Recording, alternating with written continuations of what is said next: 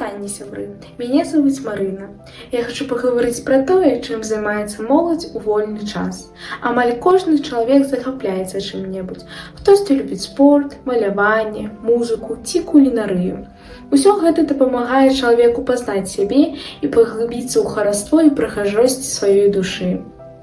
Адным з маіх захапленняў з'яўляецца напісанне верша. Дазвольце, я прачытаю вам адзін з іх.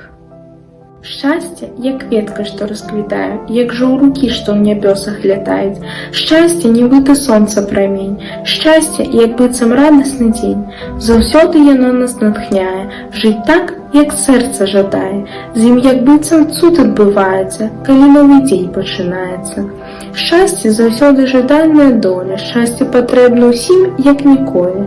Шчасце няхай усю планету натхняе, а чалавек з ім свой век пражывае.